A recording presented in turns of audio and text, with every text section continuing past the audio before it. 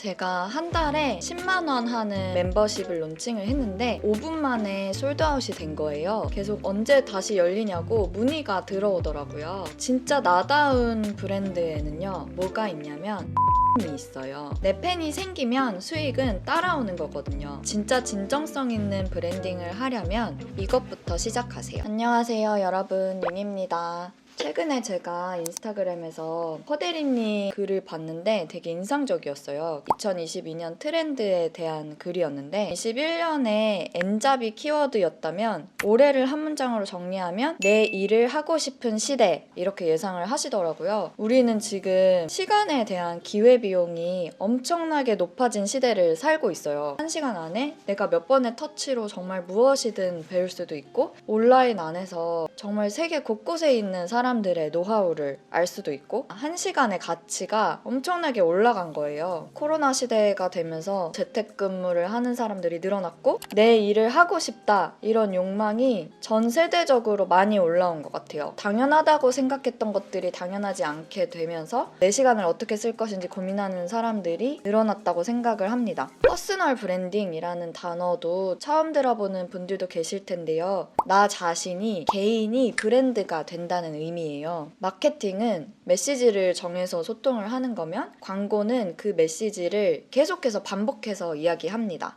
나는 좋은 사람이에요, 이게 메시지면 나는 좋은 사람이에요, 좋은 사람이에요, 좋은 사람이에요, 이렇게 반복해서 얘기하고요. PR은 믿을 만한 누군가가 나를 대신해서 이야기를 해주는 거예요. 브랜딩은 이에 반해서 굳이 말을 하지 않았는데도 상대방이 알아요, 당신은 좋은 사람이에요, 이렇게 미리 알고 있는 거를 얘기해요. 그러니까 브랜딩은 이미지 메이킹이나 포장이 아니라 그 사람이, 그 브랜드가 실제로 어떤 존재인지가 되게 중요해요. 상대가 이 사람은 이런 사람이구나, 이 브랜드는 이런 브랜드구나, 이렇게 알기까지의 과정과 시간을 필요로 합니다. 회사를 다닐 때는 브런치에서 제가 스타트업 마케터의 일기라는 글을 꾸준히 연재하면서 음악을 좋아하는 스타트업 마케터, 지금은 이제 독립을 하고 다능인이라는 키워드랑 독립이라는 키워드가 생겼어요. 융지트라는 공간이 생기면서 제 색깔이 더 뚜렷해진 것 같아요. 퍼스널 브랜딩이 되어 있으면 정말 다양한 기회가 생기고 내가 꼭 어딘가에 소속되어 있지 않아도 일을 할 수 있는, 개인으로 홀로 설 수 있는 독립적인 힘이 생깁니다. 그래서 앞으로 1인 크리에이터나 1인 기업가들은 점점 더 많아질 거라고 생각을 하고, 퍼스널 브랜딩이 많은 사람들에게 더 필요하고 도움이 될 거라고 생각을 해요. 브랜드 마케터 11년 차이자 막 1인 기업가로, 1인 크리에이터로 일을 시작한 입장에서 저의 여러 가지 퍼스널 브랜딩 노하우를 방출하도록 하겠습니다. 퍼스널 브랜딩에 3가지 단계가 있어요. 내가 나를 아는 게 우선입니다. 나는 어떤 걸 좋아하는지, 어떤 걸 잘하는지, 어떤 걸 하고 싶은지. 두 번째는요, 내공 쌓기와 차별점 찾기. 나의 강점과 전문성이 내가 가지고 있는 강점이 누군가의 욕망이랑 겹치는 지점에서 틈새 콘텐츠를 찾을 수 있습니다. 그리고 3번째 단계는 기록하고 공유하기. 여기에서 이제 내가 내 콘텐츠를 만드는 과정이 시작이 되는데요.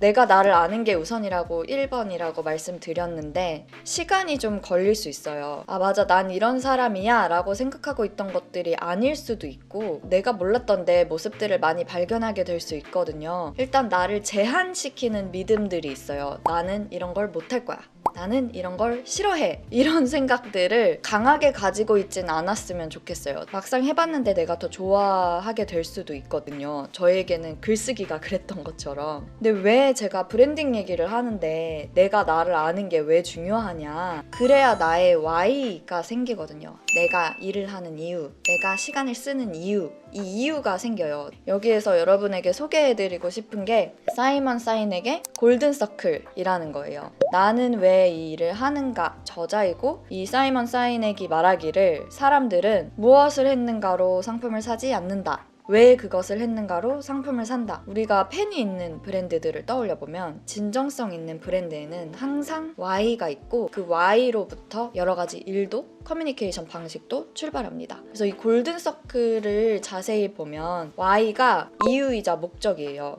How는 무엇을 어떻게 할 것인가, 방법과 과정입니다. 목적을 실현하기 위한 방법. 그리고 what은 그렇게 해서 나온 결과물, 이렇게 나온 제품이나 서비스. 그래서 이야기를 전할 때도 왜, 어떻게, 무엇을 만들었는지 똑같은 이야기를 순서만 바꿔도 영감을 줄 수가 있어요. 파타고니아, 에어비앤비, 나이키, D&D 디파트먼트, 영혼이 있다고 느껴지는 브랜드들은 모두 이 Y에서 출발합니다. 그래서 저 같은 경우에도 회사 다닐 때도 저는 내가 이 회사를 왜 다니는지가 인생을 살고 싶은 방식이랑 항상 연결이 되어 있었어요. 근데 회사를 나와서도 사이드라는 이것저것 좋아하는 것도 하고 싶은 것도 많은 사람들을 위한 뉴스레터를 시작했는데요. 이걸 시작한 이유 자체가 저는 좋아하는 것도 하고 싶은 것도 너무 많아서 고민이고 괴로웠던 사람이니까 이게 이상한 게 아니다, 괜찮다, 이런 위로도 주고 저에게 좀 도움이 됐던 팁들을 나누고 싶었던 거예요. 이런 이야기들만 가지고 구독자부터 모았어요. 뉴스레터를 보내기도 전에 나는 이런 고민이 있었고 이런 이유로 뉴스레터를 하려고 합니다. 이 이야기에 공감해준 분들이 모이면서 첫 번째 걸 보내기도 전에 600명을 모았거든요. 우선 다시 1단계 이야기를 하자면 사이드 프로젝트도 Y부터 출발을 했지만 그래서 내가 나를 아는 시기가 있었다. 그래서 그 몇 년이 있었기 때문에 지금은 더 이런 이야기들을 나눌 수 있게 된 것 같아요. 2단계, 내공 쌓기와 차별점 찾기. 물론 내 전문성을 쌓는 기간이 필요하고 거기에서 좀 차별점을 찾아보면 좋아요. 그 조 플리지라는 콘텐츠 마케팅 전문가가 쓴 콘텐츠 바이블이라는 책에 스위트 스폿이라는 게 나와요. 나의 전문성과 오디언스의 욕망이 겹치는 지점을 말해요. 이 문장을 한번 채워보시면 좋을 것 같아요. 이런 사람들이 나를 만나면 이렇게 바뀔 수 있다. 나는 이런 사람들에게 이런 도움을 줄 수 있다. 이게 뾰족하고 구체적일수록 좋아요. 대중을 말하는 게 아니라 모수가 작아도 괜찮거든요. 오히려 뚜렷한 색깔을 가지고 있으면 좋아요. 예를 들면 그냥 퍼스널 트레이너가 아니라 채식 식단으로 건강관리를 돕는 퍼스널 트레이너, 채식주의나 비건을 지향하는 사람들은 이 사람을 팔로우할 것 같지 않으세요? 또 같은 비슷한 가치관을 가지고 있는 브랜드들하고의 협업 기회도 늘어날 거예요.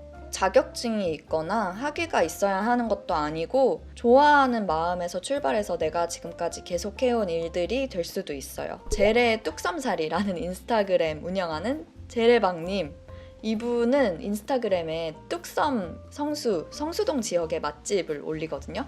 성수동에서 어디 가지? 성수동에서 뭐가 맛있지? 저는 바로 제레방님이 떠올라요. 이게 브랜딩이 됐다는 거거든요. 내가 좋아하는 것들 중에서 주변 친구들한테 도움을 줄 수 있는 거는 뭐지? 이걸 생각을 해보셔도 좋고, 막 엄청나게 잘할 필요도 없는 게 한 발 정도 앞선 사람이 알려줄 때 더 편하게 배울 수 있는데 딱 그 정도만 알고 있어도 아예 모르는 사람들에게 알려줄 수가 있어요. 3단계는 기록하고 공유하기. 나만의 스위트 스폿을 찾았으면 이제 내 컨텐츠로 나의 길을 만드는 게 시작이 돼요. 내 이야기에 맞는 플랫폼이랑 콘텐츠 형식을 생각해 보시면 좋겠어요. 저는 독립적으로 일하기 시리즈는 알로하융 유튜브 채널과 때로는 브런치에서, 다능인을 위한 이야기들은 뉴스레터랑 웹사이트, 그리고 저의 공간이랑 일상은 인스타그램에서 보여주고 있고 내가 만들 수 있는 컨텐츠도 여러 가지고 이 문장도 여러 가지가 나올 텐데 한 곳에서 모든 걸 다 보여주지 말고 분리해서 생각하시는 게 좋아요. 채널 하나당 메시지도 하나. 그래야 나를 모르는 사람들이 이제 막 채널에 들어왔을 때 이해하기가 쉽거든요. 내 컨텐츠를 통해서 좀 뚜렷한 특징을 가진 부족을 만든다고 생각해보세요. 집 꾸미기만 올리는 인스타그램 계정이면 그런 사람들을 모아놓는 거죠. 어디에 어떤 사람들이 모였으면 하는지, 어떤 문화를 나는 만들고 싶은지 가장 빠르게 잘 만들 수 있는 컨텐츠랑 형식도 생각을 해보시고요. 이 모으고 싶은 사람들의 성향은 어떤 플랫폼에 맞는지도 한번 생각해보세요. 제가 사이드 프로젝트를 웹사이트이자 뉴스레터로 시작한 이유가 그 당시에 제가 제일 빠르게 할 수 있는 일이었기 때문이에요. 스타트업에서 일을 할 때도 운영을 했던 그런 노하우가 있었고 개인이 인터뷰를 이렇게 텍스트의 형태로 쭉쭉 펼쳐서 보여주는 곳은 많지 않았어요. 그래서 저는 이게 저의 차별점이 될 거라고 생각을 했고요. 좀 이전에 쌓아온 저의 내공들을 토대로 잘 할 수 있는 일이었던 셈이에요. 지금 사이드 프로젝트를 운영한 지는 이제 1년이 넘었고요. 뚜렷한 특징을 가진 구독자가 5,000명이 넘게 모였어요. 좀 하나의 미디어이자 플랫폼처럼 되면서 광고도 들어오고 브랜드들도 제휴하자는 연락이 오고 있는 상태입니다. 올해부터 사실 유료 멤버십을 론칭을 했어요. 30명 한정이었는데요.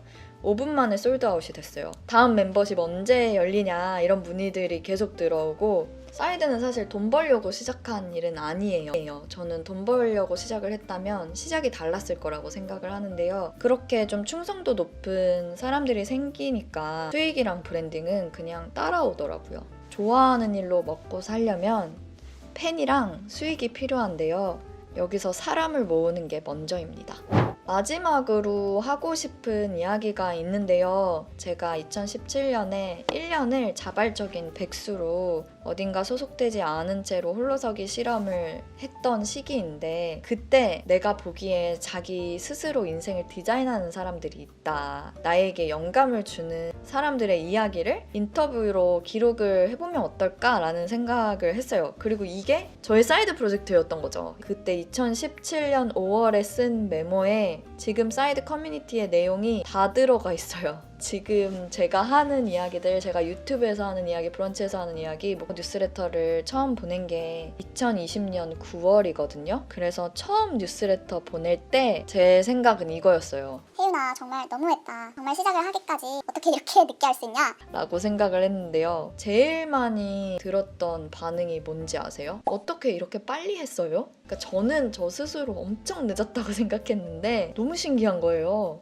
와, 나 4년이나 걸렸는데 사람들은 나보고 빨랐다고 하네? 그래서 내가 늦은 게 아니라 그냥 하면 되는 거구나. 너무 늦은 때란 없구나. 근데 지금 생각해보면 최적의 시대에 제가 딱 시작을 하게 된 것 같아요. 제가 저의 기반을 훨씬 닦아놓고 제가 던진 메시지가 이 시대의 흐름이랑 딱 맞아 떨어지면서 더 이렇게 운이 좋았던 것도 있죠. 너무 늦은 때란 없습니다. 저는 50대, 60대도 다 청년이라고 생각하고 해보고 싶은 게 있으면 그냥 해보면서 꼬불꼬불 만들어지는 길 자체가 나의 길이 된다고 생각하고 실패를 하든 성공을 하든 저는 아무것도 하지 않는 게 실패지 해보고 실패하는 건 실패가 아닌 것 같아요. 그래서 오늘은 여기까지 하고요. 저는 다음 영상에서 또 다른 이야기와 팁들을 가지고 오겠습니다. 여러분을 응원해요. 안녕.